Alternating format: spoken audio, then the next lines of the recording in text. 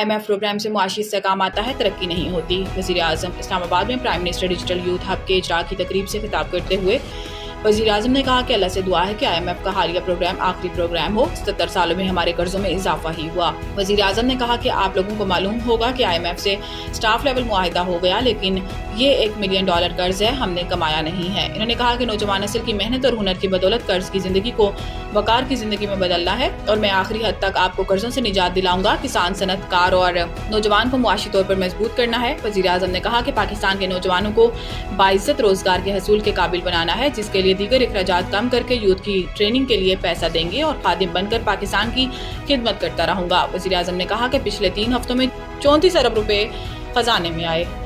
शरपसंद अनासिर बलोचिस्तान की अमन और तरक्की के दुश्मन हैं। वज़ीर आज़म सदर की गवादर हमले की मजम्मत। वज़ीर आज़म ने वाक़े में 6 अफराद के जाँ बहक होने पर गहरे दुख और रंज का इजहार करते हुए हदायत की है कि वाक़े की तहकीकात करके जिम्मेदारान का तयन और करार वाकई सजा यकीनी बनाई जाए। वज़ीर आज़म ने कहा कि शरपसंद अनासिर की मासूम लोगों के खिलाफ बुज़दिलाना कार्रवाइयाँ इनकी हैवानियत की वाज़ेह अक्कासी करती हैं। शरपसंद अनासिर के मुल्क दुश्मन अज़ाइम को कभी कामयाब नहीं होने देंगे। वज़ीर आज़म ने कहा कि मुझ समेत पूरी कौम को अपनी सिक्योरिटी फोर्सेज और कानून नाफिज करने वाले इदारों पर फख्र है।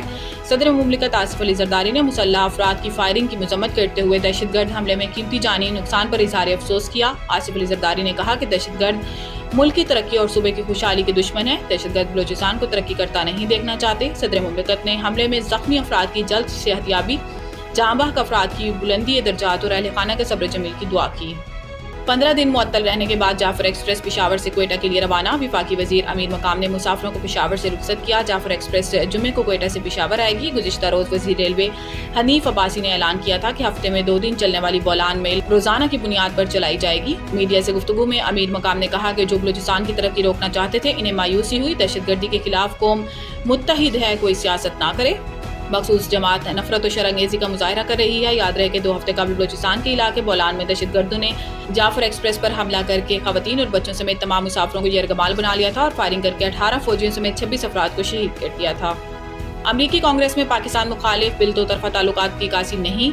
तर्जुमान दफ्तर खारजा अमरीका में पाकिस्तान के खिलाफ पेश होने वाला बिल पर रद्द अमल का इजहार करते हुए तर्जुमान दफ्तर खारजा शफकत अली खान का कहना था कि हम अमेरिका में पेश किए गए बिल से आगाह हैं। ये एक फर्द की जानिब से उठाया गया इक़दाम है। ये बिल पाकिस्तान और अमरीका के 2 तरफा ताल्लुकात की अक्कासी नहीं है। उम्मीद करते हैं कि अमरीकी कांग्रेस दोनों ममालिक के अच्छे ताल्लुकात के लिए इक़दाम करेगी। इन्होंने कहा कि पाकिस्तान की कमर्शियल कंपनियों पर अमरीका की जानिब से लगाई गई पाबंदियां एक तरफा हैं। ये पाबंदियां सबूतों के बगैर लगाई गई हैं।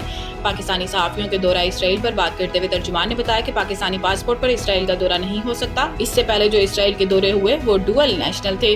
पाकिस्तान के इसराइल पर मौक़िफ़ में कोई तब्दीली नहीं आई।